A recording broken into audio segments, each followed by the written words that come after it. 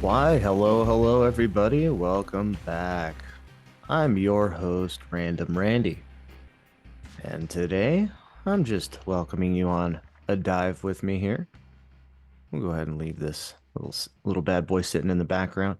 So I wanted to kind of just take you all with me on a rabbit hole, a dive that kind of all starts out here with the exhibition World's Fair in 1891 in Prague, which is then the Austria-Hungarian Empire.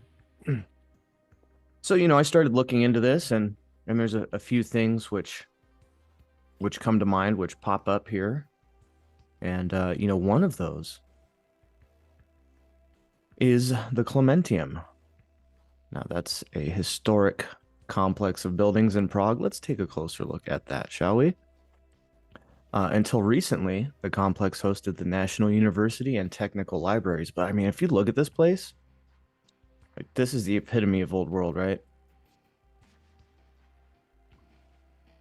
The epitome of old world here. So, I can't help but feel like, and I'm sure that a lot of you out there with this thought can't help but feel like there's an entire period of our history that's been written over, of course, and just completely swooped right out from underneath us. And instead, we have war after war after war, usurping over usurping over usurping. So we have all that stuff going on. And who do we have to thank for this rewrite, for this change in history? Now, the interesting thing when you look into, and we're going to look at a bunch of stuff that I've already pulled up here. Um, let's just get started on this. It all starts with the Habsburg monarchy. Okay. So this is something very important. All of our history that we have handed to us that is embedded within these exhibitions has to have a beginning place, right? And I mean it goes on and on. And there's so much here. I guess we should start at one side. It didn't quite save them in the order that I was hoping, but let's see if we still can't get through this. Now, the Habsburg monarchy is supposedly starting around 1282. All right.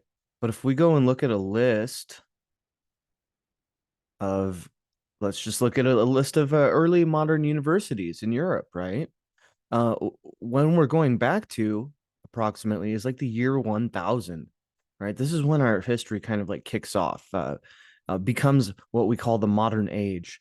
And that is with these establishment of the current paradigm of universities, right? So where did this start? This started approximately 1088 in Italy, right? Of course it would start in Italy, but close second, right on the other side, is Oxford, England. So dare I say that these are two peas in an identical pod? Maybe, right? So there's just a lot of things to look at here. I'm hoping that you can all follow along with me and make these ties also. So, and it's not until the 13th century, so the 1200s, that we really see these start rolling along and start establishing themselves over and over and over again throughout these what I feel are conquered areas. Okay, who conquered these areas? Let's jump right back to what became the Holy Roman Empire. What was it before? It was the Habsburg Empire, the Habsburg monarchy. Now, what's interesting is this is not to be confused, of course, with Habsburg Spain, and we will probably get into that a little bit here in a little while. So, anyway, there's so much going on with Hungary. Um, and I mean, and it's all tied. It's all tied into the papacy, right? It's tied into everything. We have a very interesting thing happening here in Hungary.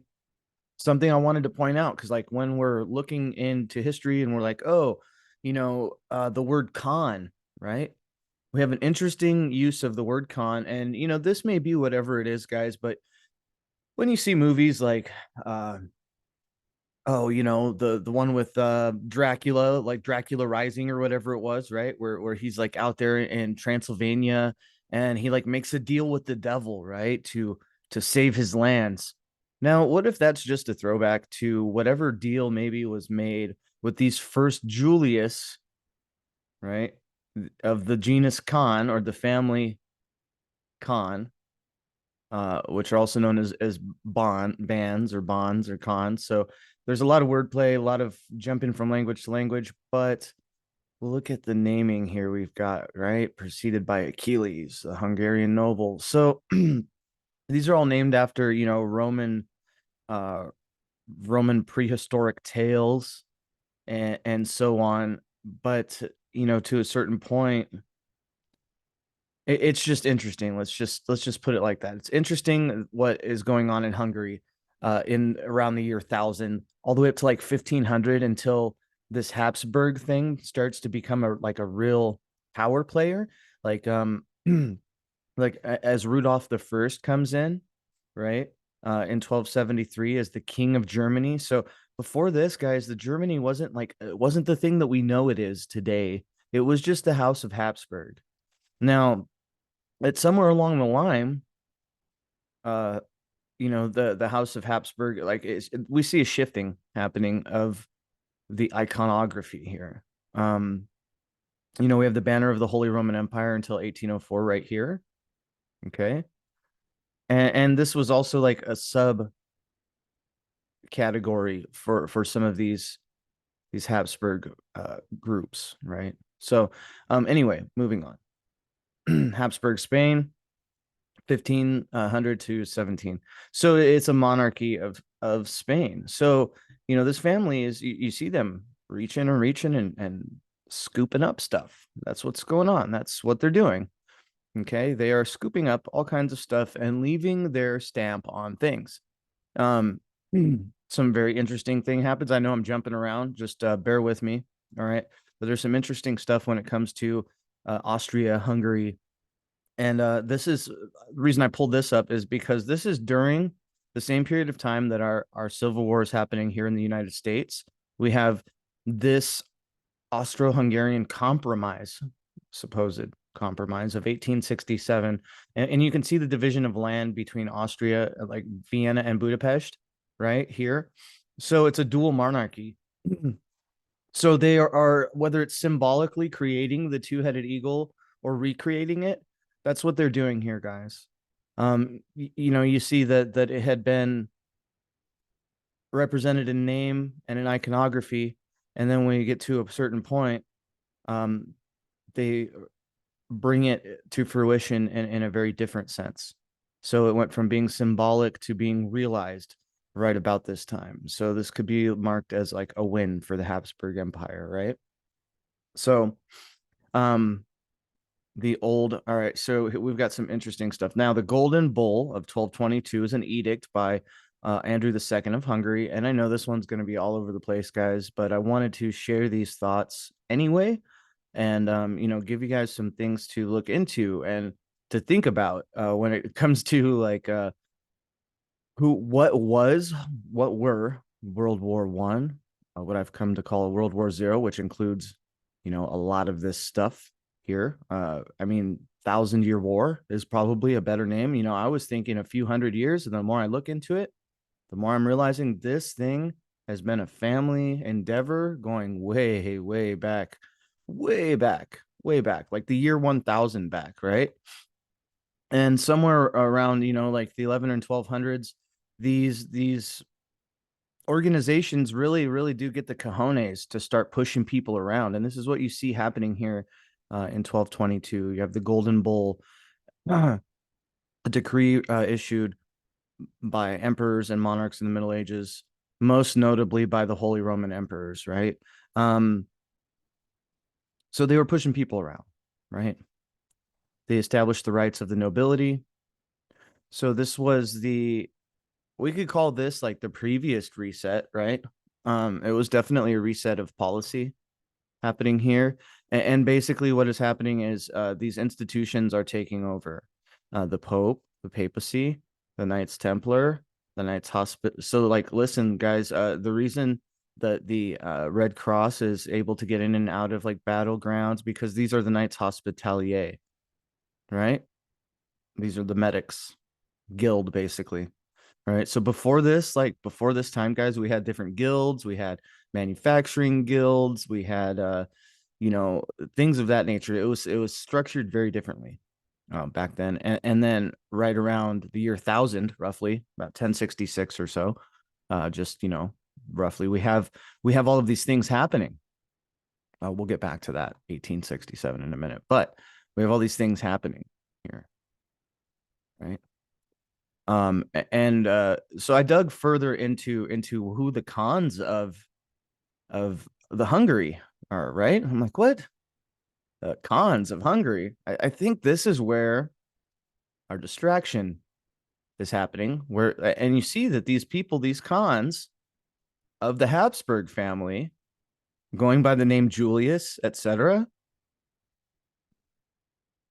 master cupbearers,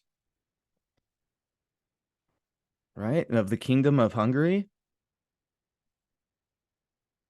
See all that symbolism in there, guys? So, you got to ask yourself, like, what was really going on here? I can't help but notice up there at the top that cross is sitting sideways. That's kind of strange. So, anyway, I got to ask at this point, when we're looking at the term Genghis Khan and all of this, are we really seeing an homage to a previous Habsburg family line that's been pushed through to modern day history in the story of Genghis Khan? Was there an actual different king or set of kings prior to this Khan family, this Hungarian noble family, coming in the 13th and 14th century? So that's the question I'm begging with this whole thing. This is like kind of why I went into this dive and wanted to kind of present it and show some of this stuff, because anywhere you look, guys, when you look at this family, this Habsburg family, guys, right? Some weird stuff's going on. And whether it is an intentional or just a rewriting of history because they won, which would be intentional, right? But maybe the intention is not to mislead, but just to show themselves in a better light, or to recognize their own family for the histories that came before them, thereby just stamping out the history. So what I'm asking, I guess, what I'm proposing is that during this time, we have like a polarity happening. We have these people implementing their surname as Khan, as Hungarian, but I think these people were fighting against what we've come to know as the Mongolian, or maybe Russian, or maybe Tartarian Khanate, right?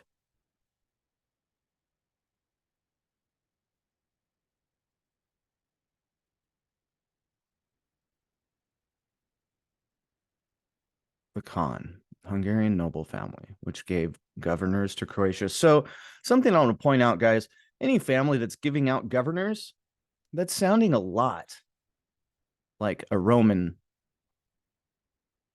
system of governance, right? So, anyway, we have this Khan group, Julius, Ladislius, Ladislius, Julius Khan, most trusted nobleman. I mean, it goes on and on. And these are the ones that ruled Transylvania. And there's a lot of controversy over what is the secret lying there. Not just underground. I think underground everywhere we find secrets of the previous era, but we're not going to dig into that too far. But anyway, so you can see how we have some groups like this one siding with the Roman Empire, whether just through name, like Julius, uh, and so on. But I do think that there's some form of a strange rewrite here, or an interjection, when it comes to the Khanate that was here before, that was the Tartarian, worldwide supposed, but Genghis Khan, Kublai Khan, etc., right? These horse lords that we hear about. And then we come over and we see Ladislas Khan in the year 1000 or 1200 or so, complete with coins of in his own image of riding horseback. So like I think that these groups were really legitimately usurping something. And I think that what they were usurping, and maybe the reason that they only started using the black and gold around the period of 1200, was because this would have actually been the period when the Tartarian Empire would have been crumbling, and then they can adopt their iconography. Okay. You have to get rid of the old first before you throw in the new thing with all the new digs, right? That's just a thought. So, anyway, interesting tie to the Habsburgs and the Khans, the Khanate. Where did Tartaria go? I think we're looking at the culprits right here. I think we're looking at the culprits, guys. Okay. And I'm looking at this cross of Burgundy here is very interesting. It's powering that middle spot right on up. I was reading this book called Shape Power yesterday, and some mind-blowing stuff. I can't wait to bring some of that to the table. It gets a little woo-woo, gets a little weird, but anyway. The Spanish branch of the House of Habsburg. Okay. So this wasn't just a family like we think of a family, 5 people or so. No, we had an entire ruling monarchy, being a composite monarchy and a personal union, combination of 2 more states that have the same monarch while their boundaries, laws, and interests remain distinct. So they were allowing certain parts of the family, go ahead and do this, you go ahead and do that. We had the Hispanic or Spanish monarchy. Um, you know, and so you got to ask, all right, when these Spanish are coming to the Americas, whose interests are they operating in? This interest. This is who? The House of Habsburg. Okay. And you can look into this on any front, guys. Just follow this name, Habsburg. It's insane what kind of power these folks are pushing around. And for how many years? We're talking the last 1,000 years have been uh have belonged to them, to these people, to this composite monarchy that still exists to this day. Okay.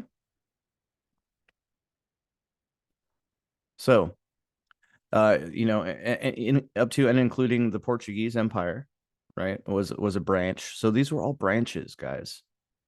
All these branches. Look at that. See the symbolism in there. East Indies, like look at this. The Low Countries, territories now in Italy. So I mean, we see them moving out of this area and just spreading out absolutely everywhere along all the trade routes.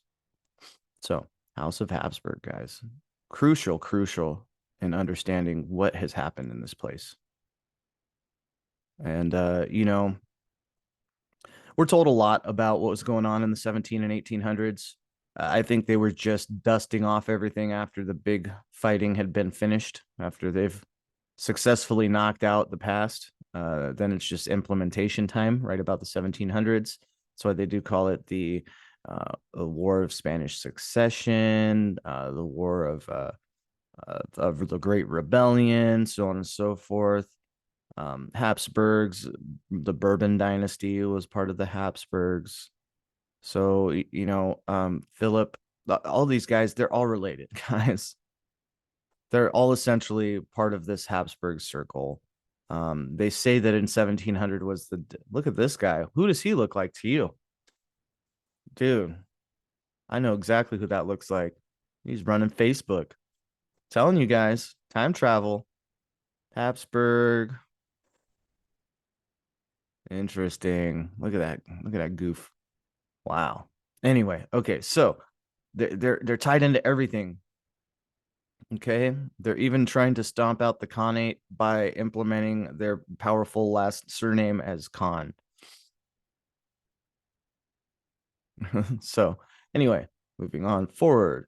Uncodified Constitution. I find this is an interesting concept, and I think that this is what was in place more or less throughout the world prior to our new current maritime law paradigm, right? You had to have something beforehand. So this is a type of constitution where the fundamental rules take the form of customs, usage, precedent, a variety of statutes and legal instruments. So there would have been some law, some courts, things like this. Um, they would have all been recognized by different parties, it seems. Maybe a court recognized one thing, legislator bureaucracies, recognizing others. But all of this stuff would be binding upon the government, limiting its powers. So, things wouldn't have been codified in a document, would have just been kind of like a verbal, shake of hands, understanding. Honor system comes to mind. I think that we could call it that. Um, the following states can be considered to have an uncodified constitution. Right. Okay. So, all right. Okay. So Canada is one, for example, uncodified, uh, similar in principle to that of the United Kingdom, which is uncodified. So, how interesting is that? Their constitution carries on without being written, essentially, right? Man, and we've got one written here in the Americas, and we don't even know how to use it. So you see why they don't have to implement all the hoops up there in Canada. They just go right for it because they have an uncodified constitution, which can be good or bad, it seems. China, New Zealand, San Marino, United Kingdom. Constitution of the Roman Republic was uncodified norms and customs. Very interesting. And I do think that we have an underlying presence when it comes to ancient Rome, beneath everything in the world, underneath everything, underneath the Khanate of certain areas. I think that these folks were allowed to be as powerful as they were or were not, and when they exhausted their usefulness, they were removed by this underlying entity called Rome. So, um, Constitution of the Roman Republic was a set of uncodified norms and customs, which, together with written laws, guided the procedural governance of the Roman Republic. So, Constitution emerged from that of the Roman Kingdom, evolved, and almost to the point of unrecognizability over the almost 500 years of the Republic, the collapse of the Republican government, and norms from 133 BC would lead to the rise of Augustus and his principate. This is the story we're given. A lot of numerology embedded within the story of Rome. So, feel free. And the idea is, of course, that checks and balances would be implemented. We've seen how well that works in our current. I mean, honestly, the current system that we have in America is essentially a Roman Senate system. We supposedly elect people to speak on our behalf. Whether that actually happens or not, is anybody's guess. But that's what it's based on, right? That's what it's based upon is the Roman ideal. Does it work as the ideal? No, not usually. But so, and we're told again, guys, we're told that this Roman kingdom goes way back, right? Like way back, like we're talking the prehistory stuff, the BC era, all right, and we're told about. And there's a lot of thought that this timeline is just overlapped, so that any of this stuff could have actually been happening right alongside the Middle Ages, which may very well be, right? I kind of understand that when we have some things going on in the world that they are happening, you know, overlapping each other, right? Nothing is like a nice, neat division. There would be no nice, neat division between this Roman kingdom and this Roman Republic and this Roman Empire. It would be a meshing and a mixing and a blending and a changing and a shifting that would be happening from one to the other to the other to the other, like a waveform up and down, right? Back and forth, in and out throughout these times. Okay. So that's just the thought on that. But anyway, so we can see kind of just how this Habsburg monarchy is doing the job of this republic. It's their boots on the ground, right? This is the Roman boots on the ground. right? Double-headed eagle, Habsburg monarchy, and we go all the way back. Uh, we go all the way back, and we have something called the Sultanate of Rum. RUM, the Sultanate of Rum. And we're going to go back and look at that. What is the Sultanate of Rum? This is the year 1077 to 1308. Okay. And it's a Turco Persian Sunni Muslim state, supposedly, right? So we have Rum, could have also been known as Rome, right? So we see the pieces. We see the pieces of this fallen Roman Empire. See the Eastern Roman Empire till about 1453, right? So this was the in between here, the Sultanate of Rum. So they gave into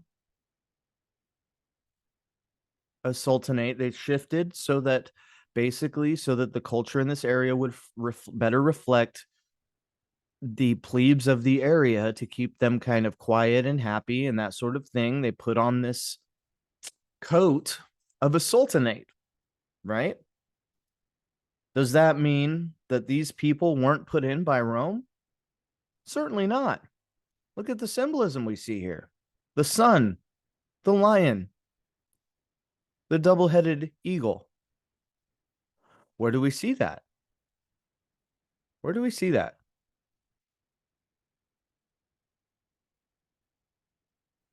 Lions,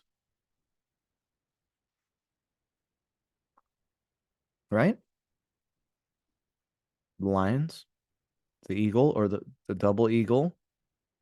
Okay, and this is the Spanish Habsburg coat of arms. And then we have the rose in the middle.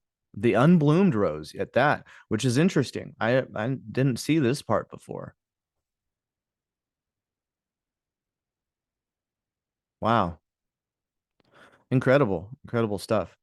So I hope that you're able to kind of see there what we're talking about here. These Habsburgs, guys, they're what's happening.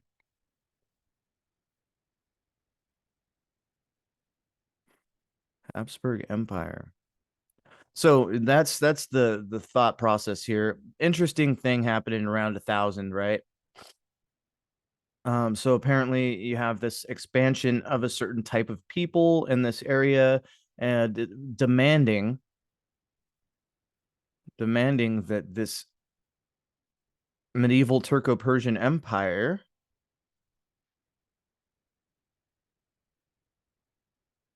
become a sultanate. And a sultanate is very similar to a senate. Okay. So how is it that we have all of these overlapping empires, even within the history that we're given? And then they just shake it all up and tell us, hey, it's okay. There was lots of different empires occupying the same place because guess what? They were all just taking part in these crusades. It really begs the question, what were these crusades really about? What was really happening here? What in the world was going on? We definitely see that these crusades were the beginning of the end of medieval world, not just Europe, a medieval world. Beginning of the end of walled cities and castles. Sure, it took until the 16 and 1700s to completely remove all of those castles and turn some of them into insane asylums and that sort of thing. But you see how it has to be broken before it can be put back together again, right? So the Sultanate of Rum. Very interesting stuff. This is the furthest that I had tracked this symbolism back yet. And I'm sure that it goes back even further. And it's just interesting that they are using the opposing symbolism. Like today, these would be opposing symbols. You would either have your double-headed eagle or you would have your lion. You see how at some point in the past these things were unified, right? So that's that one. Now the Clementium. I can't get over just the beauty of Prague. It's incredible, incredible. So you can imagine what sort of world was being fought for in this period of time. I believe it would have all looked very, very much like this. Terracotta, relatively fireproof buildings, whether we want to believe that or not. Okay. I mean, look at this. Incredible, incredible.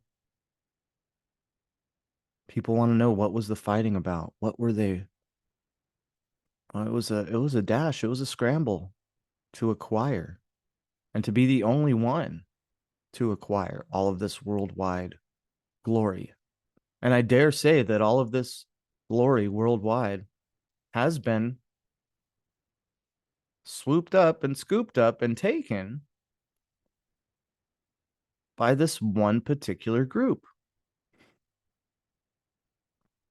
And perhaps that means that the Tartarian side of it, of their family, maybe they weren't playing ball like they were supposed to, right? Maybe they gave in to a different set of ideals and things like that, right? Even in the beautiful, what do they call them, frescoes, we have the symbolism of Freemasonry, the two pillars, God, etc. Lots of very significant shape power things happening here also.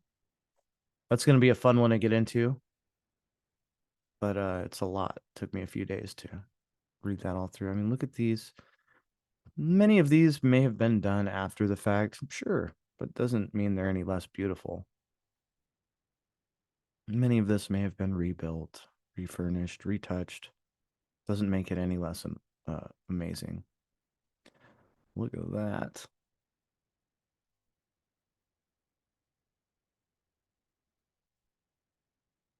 Zooming right in there, Atlas with the world on his shoulders.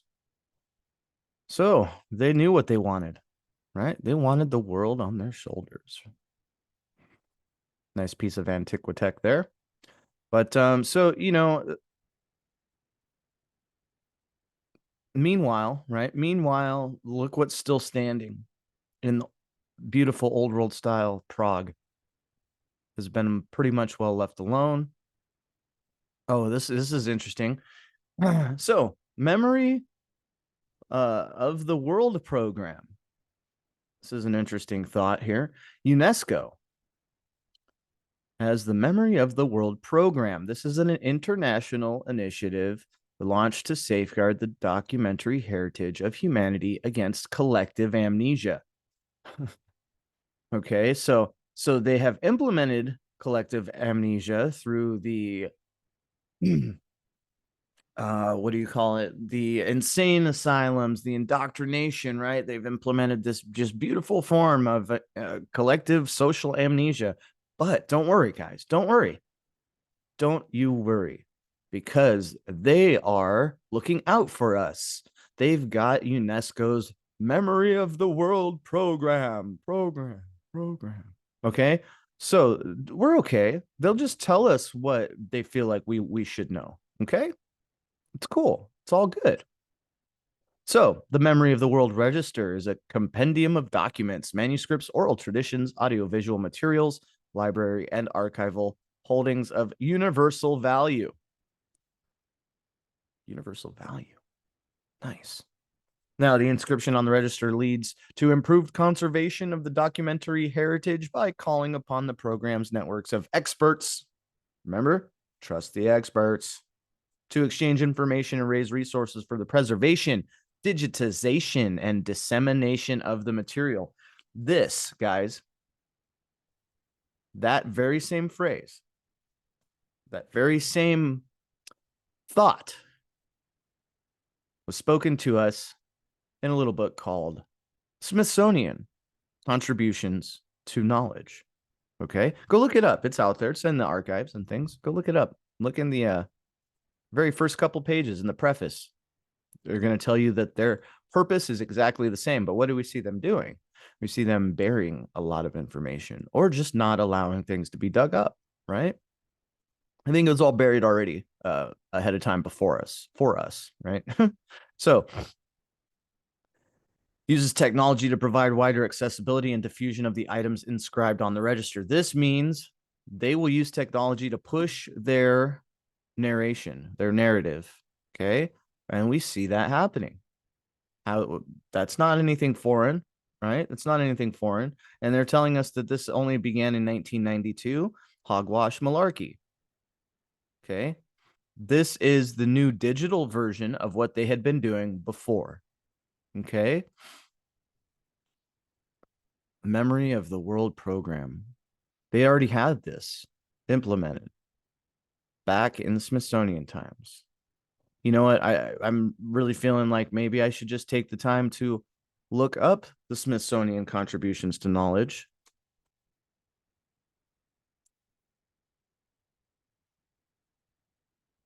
Contribution. We'll go ahead and take a look. And you know what? I think that hopefully this will drive a point a little bit better if I actually sit here and pull this up for you folks and show you. That's if it wants to allow me. Archives.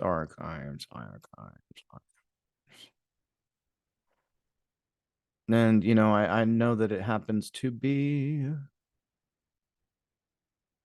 you know, we'll go ahead and go look here. We'll look at Wikipedia. Maybe Wikipedia will show us contributions to knowledge. See, there's a whole different set of them. Online books. Well, it looks like we're gonna get like volume 14 and stuff. 1916. Yeah, so it might not be as easy to grab a hold of as it was a few years back. Well, that's just an excerpt. Anyway, yeah, I digressed on this one big time. But I've unfortunately got it on my cell phone. That's not going to help us here. But anyway, this book, this Contributions to Knowledge from the Smithsonian, goes on in detail about antiquities in America, kind of paints the mounds to be you know, like remedial, right? Here we go. All right, let's see if we can't pull this up. Anyway, full screen this bad boy. Let's take a look.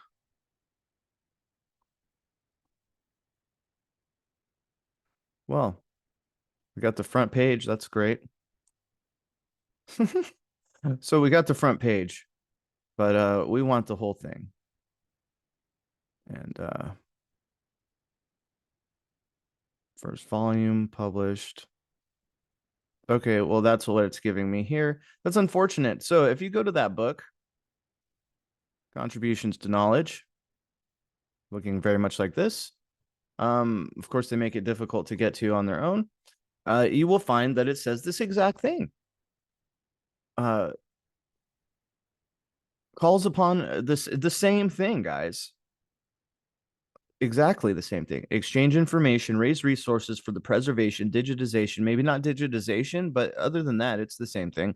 And the dissemination of the material. So it's a place for material to congregate and then be disseminated tactfully, right? Okay. So this is a newer version of that. Memory of the World program, modern day Smithsonian. Meanwhile, we're still funneling buttloads and buttloads of money into the Smithsonian for them to decide what will or will not fit the bill for our current paradigm. So, UNESCO supposedly, you know, protects the world's cultural and natural heritage. You know, they're definitely painting a story. We'll give them that, right? Like they're painting a story. People over the world are creating memories in forms that are less and less permanent, be it sound recordings, film, videotape, newsprint, photographs, or computer-based documents. It must be said that the output of present century alone is probably greater than the total output of all previous centuries put together, and it is being lost faster than ever before. It is a tragedy indeed, for what is at stake is the recorded memory of mankind. So that's the push, right? So they decide what we're going to be putting forward. Now, something I'd like to point out here is this declaration of the rights of man and the citizen in 1789, and this was basically the first French Constitution. Okay, so we have a lot of symbolism happening here. What do we have? We have, let's start at the top and work our way down. We have the all-seeing eye in the pyramid. We have the gesture. We have, first of all, we have some angles here that we want to talk about. We have our pyramidal angles coming down. We have our Ouroboros. What's interesting here and begs a closer look is this hat. What is this hat? This hat is a sign of your average person, of your plebe, of your peasant. Okay. This is showing us that a peasant uprising was squashed by the holders of the fascistes. What does that mean? That means by the many bound together, right? Put a stop to whatever this is here, whatever this is here. Stopped the peasant uprising. This is the new rights and declaration of the man and citizenship in 1789. Okay. They're rubbing in the face of the people left. They're saying that they freed them. You see, but she's still holding chains. Chains aren't dropped. She's still holding them. We are still bound to this. Okay. It's a farce.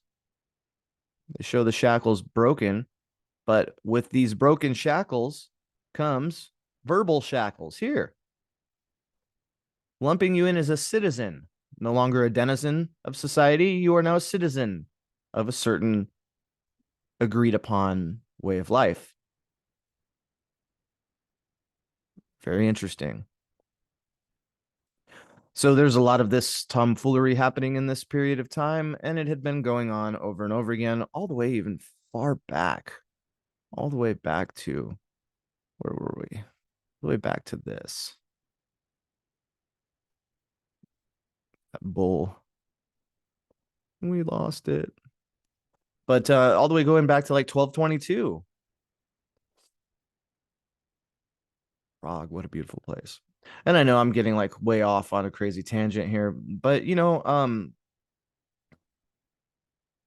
rights of man and citizens.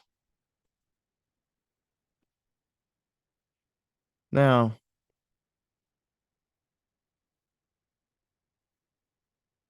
so this is happening in 1789 in France, right? And meanwhile, we have just finished supposedly gaining independence in the United States, where these very same French came to our aid. Okay. Who are the French at this point?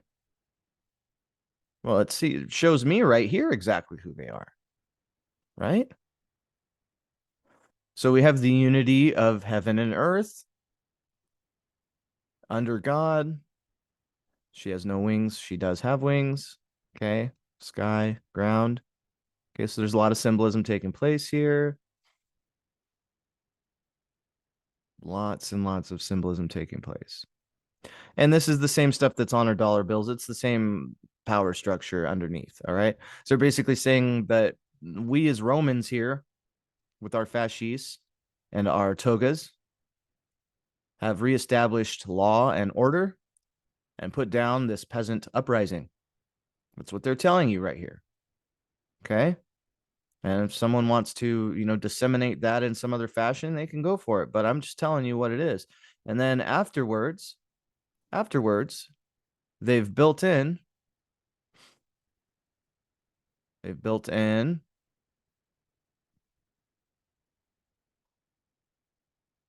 not social amnesia, but But meanwhile, they have been going and in within the places that have been conquered well enough, they've implemented these indoctrination stations. Okay. Get into 1300s and then like look at all of them that start popping up 1300, right? And that's after that 1222 bull, right? 15th century, and you see it just grows exponentially. This is what takeover looks like, guys. This is what the fruits of all of those small wars were. How are you going to tell me you're having wars in all of these places and you still somehow are just like, okay, it's cool. Like, let's just make some schools, right? Well, you have to have somewhere to train all of your troops, first of all, right? That's what a lot of these kind of doubled as. But so do you see how this is all being rolled out very, very deliberately, all being rolled out to a common cause, being rolled out, and then the further along you get into the older and older country, like Slovakia doesn't come, these universities don't start making their way into the more old regions until almost about the 1800s, and then that's when we have this uprising, this revolution, supposed revolution. I think it was all just a coy, like just to get people to join whatever side, just like they do today. Join a side. Come on, you can, fight for Slovakia or fight for Germany or fight for whoever, just to get people to fight. Just as long as you join in, they don't care what side you're on.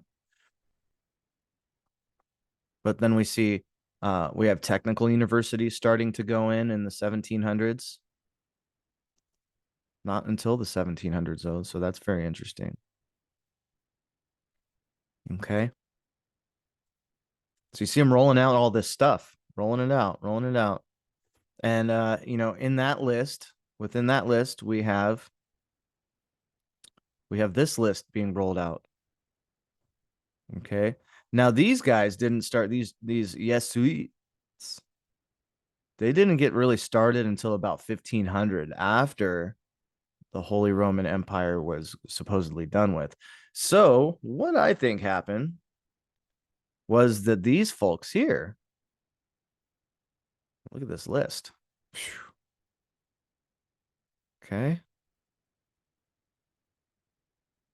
These folks were created inside of these institutions. Okay. If you're going to take over the world, you got to have everybody on the same page. And if you're going to get everyone on the same page, what do you need to do? You need to build a university, right? Now, you guys are going to love this one. Sapienza University of Rome. Sapienza. Right? One of the largest universities by enrollment, founded in 1303. Look at this icon, guys. What does this look like to you? Anybody? And I'm gonna leave this here. I'm gonna definitely download this.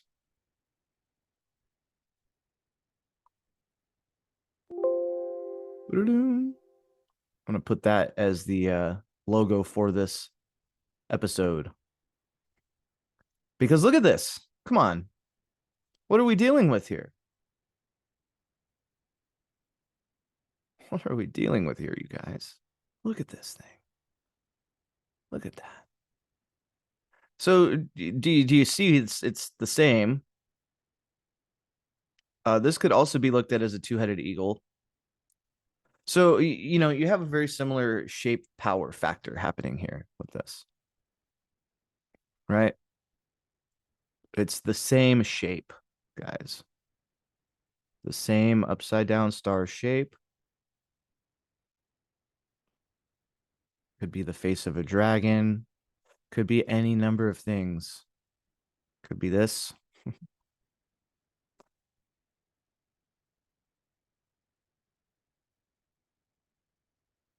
So there's a lot of tomfoolery, it seems, with all of these different overlapping, very confusing.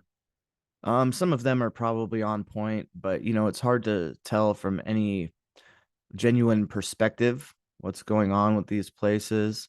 But anyway, so medieval universities, medieval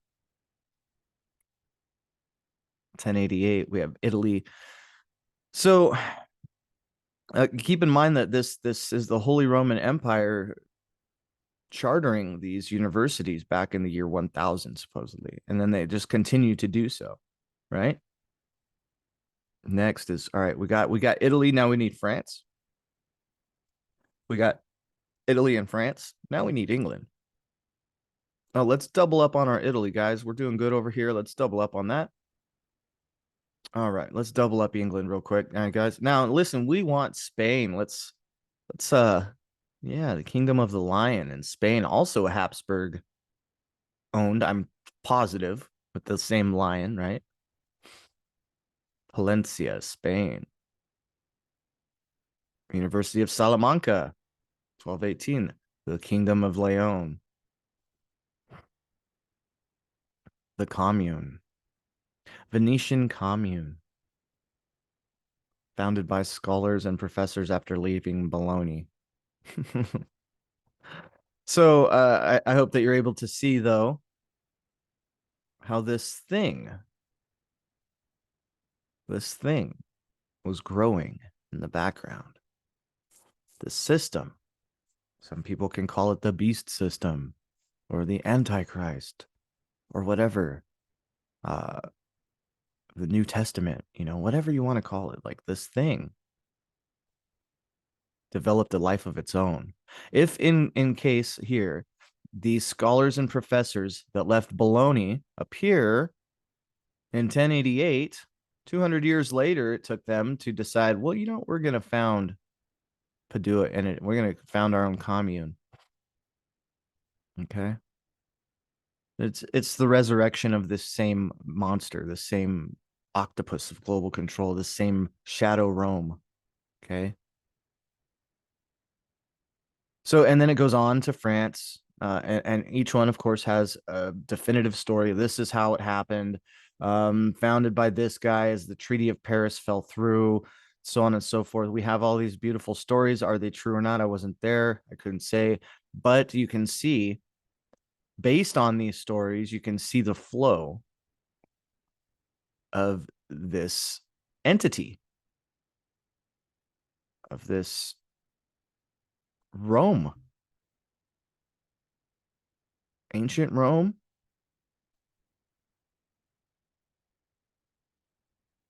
the dissolution of these empires, or the relocation. It seems like there's more of a relocation or a consolidation than like a dissolution. They just push these people further and further into corners.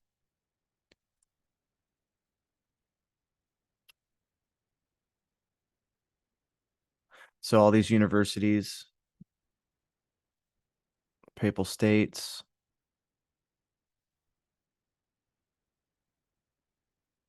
and we have the University Mallorca, James the Conqueror, 1262. You see all these guys conquering and all this.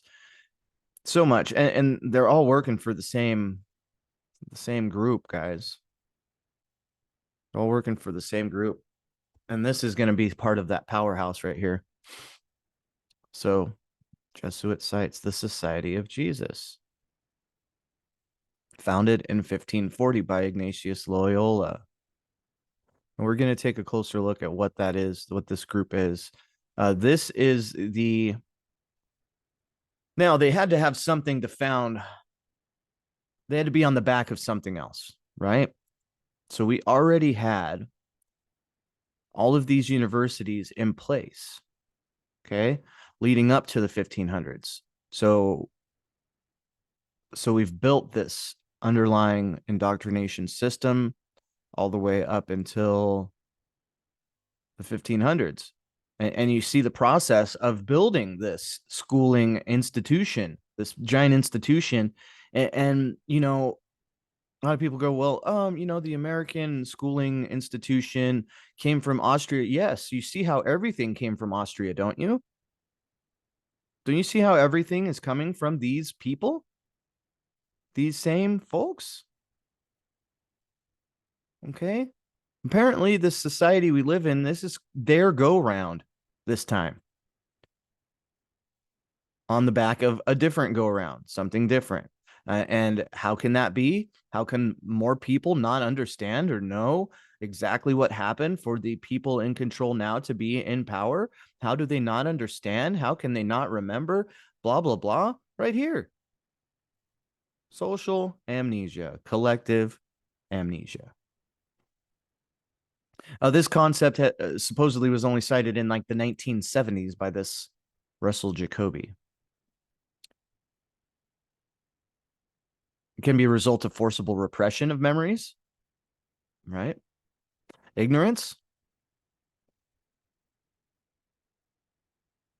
or the forgetting that comes from changing interests.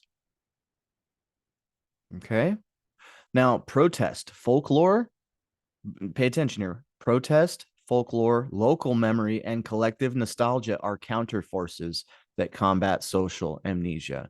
So, you want to know why there's a big push for you to remember all your shitty little video games from the 1980s and all the funny, silly commercials and all of this and that? They're directing your nostalgia where they want it. Okay. That's what's going on. That's what's happening. So, social forgetting, historian, right? Look at him looking all pro with his Guinness. So, oh, so maybe not, right? You know what though? I gotta say I've got a different understanding of what a sellout is anymore. You know, if you've arrived to the point where you can slide into the system and get by, and you've covered all your bases, your shadow work, all your things for yourself, then more power to you. Um, because all of this, even if it's twisted and dark, all of this stuff is being set up by or for a reason, at least in these people's minds. They're doing it all for a reason, right? So, you know, this society here in itself is a huge rabbit hole. Um, between this society and the Rosicrucians really kind of makes one wonder. Uh, they refer to themselves as God's soldiers, and you know it's interesting. Consecration under the patronage of Madonna della Strada, or the Blessed Virgin Mary.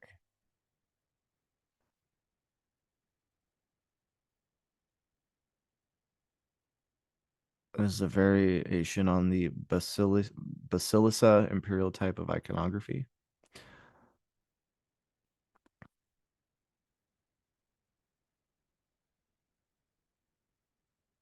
I can't help but wonder sometimes when you see this little man sitting here looking very much like a man. Is Jesus the homunculus within us all? Dun dun dun. Right? Something to wonder about. But anyway, I just wanted to point this stuff out, share it with everybody. There's a lot more to all of this. Of course, there's like tons and tons and tons of information to like wade through here. But you know, I'm just sharing as I'm finding out things about this Roman entity. What is this? Quaternion eagle. This I've never seen before. Let's look at this before we go. Imperial Quaternion eagle. It is simply the Imperial eagle. Wow. That's a new one on me, guys. That's looking pretty dark.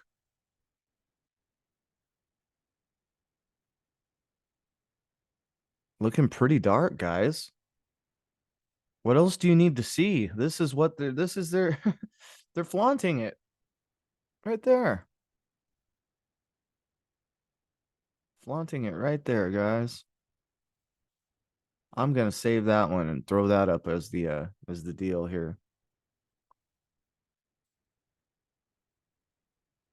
because wow. So does this mean that like all Germans are Habsburgs or all Habsburgs are evil or any of that stuff? No, not necessarily. Not necessarily, right? But here's some interesting stuff. Wikipedia Commons 6-60. Of course, we got the 66 in there. This thing looking super evil. It's even got Jesus hanging right in the middle. Like, it's like they're like, well, on account of this guy here dying for your sins, we then are allowed to take over all of this. This is all of ours. These are all their little coats of arms all the way around. Okay. And why, underneath the crown you have flaming clouds. Interesting in itself, right? Flaming clouds. Wow.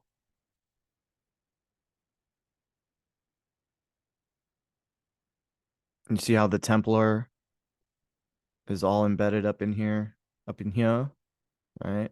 The lions, the bull, all the different flags of the different family members, the pine cone. Look at it, it's all here. So that was something I wanted to share with everybody. Hopefully I didn't go too like way off. I mean, it was pretty well off. Um, but it's interesting though when you start to look at some of these things. You start to look at this exhibition, for example, and you start to go, well, wait a minute, who's putting on this show? What is the point of this? You find your way back over and over again to these folks. And who's behind all of this? This right here. The Holy Roman Emperor, the head of state, the Kaiser, right? Imperator, you name it. Various, the Attonians, Saxon dynasty of German monarchs, named after three of its kings in the Holy Roman Empire's named Otto. So the Ottoman Empire, how about these guys? It's all spun out and twisted, guys. What we're told are the Ottoman Empire are nothing like what is saying the Attonians here. The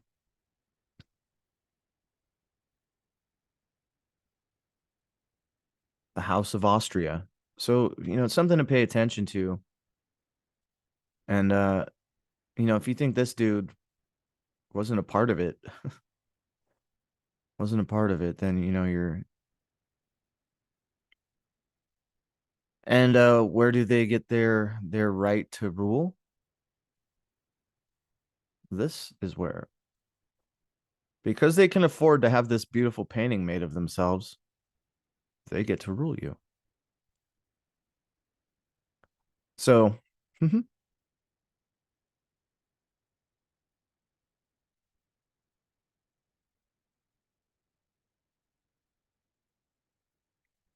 the divine right of kings. Where do they get that? Dreams, visions. Somebody just had the audacity to say, "Listen, I rule you," and they just ran with it. So, and then we have this supposed age of enlightenment happening right in the middle of all this stuff, guys. Right in the middle. 17th and 18th centuries. Now they're calling it the age of enlightenment simply because remember, they had set up all of these facilities and institutions and all this stuff everywhere, all around the world, Africa, Middle East, South Asia. I mean, look at this. Look at this. This is the rollout, guys. This is the rollout. Look at that. Roll out. Bow, bow, bow. Bum, bum, bum, bum. Look at that, rolling it on out, guys, since the 1500s. Definitely went hard after the year 1500. And that's when the time when we start to hear about this cataclysm and stuff happening, and this rediscovery of the world and all of that, funded and directed by these folks here, right? By these folks, the Society of Jesus. And this is absolutely nothing against Jesus himself, but you can see how his name, the name Jesus, is being used by these people, even being used to create war and soldiers and Marines and a company of Jesuits. The company, when really these folks were a trade guild. They adopted this name so that they would have this divine right. Unbelievable. Unbelievable stuff, right? So, again, I know this one was like way off and all over the place, but look at this stuff for yourselves, guys. I can only present so much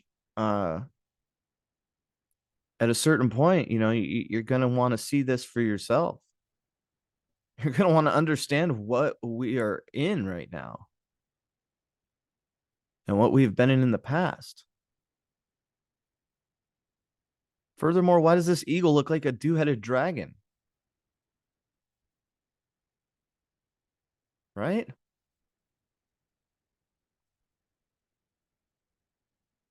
So I think that's where we're going to leave it here. That's quite a bit, quite a bit of information. But I do encourage you, go and take a look at these things. Yes, all of this stuff is Wikipedia. You've got to use your critical thinking, your own noodle.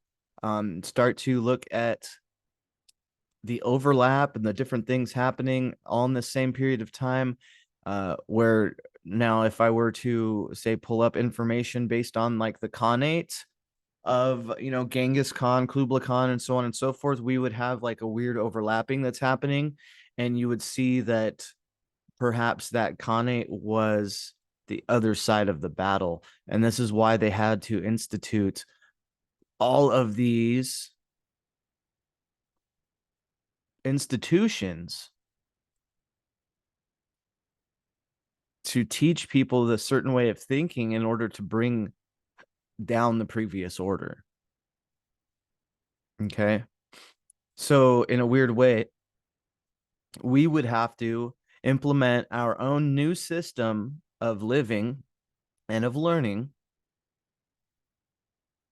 in order to usurp the current paradigm.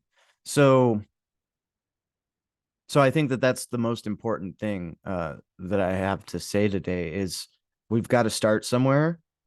And in my humble opinion, starting somewhere is like what I'm doing now, like just presenting some of the information, to you and to others, and kind of making this, make folks aware that it starts at home.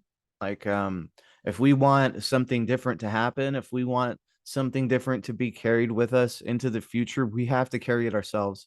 We have to approach it from a place of like neutrality, kind of. We can't be so upset and angry with it that we drive on pure emotion and don't actually get anything done. um we've got to work on changing our history as far as like our immediate family goes, our keeping our sons and daughters in the loop on why things work the way they do, what got us here, and what will change our future if we implement it now. So I know that's kind of like a wild rant or whatever, but I just want to thank everybody for tuning in. This one's kind of off the wall, not really driven, on a major topic, but I wanted to point out this Hapsburg link and the way that the word Khan is thrown around, and The Austro-Hungarian Compromise of 1867 sounds to me like a family debacle or dispute that was just like, oh, split the baby in half. You have half, I'll have half kind of thing. So, so there's a lot of that. And then, of course, this supposed age of enlightenment that seems to just be the nail in the coffin of the old world, or the final rollout of what was being built in these institutions for the last 500 years. So, that being said, much love to everybody out there, and we'll see you next time.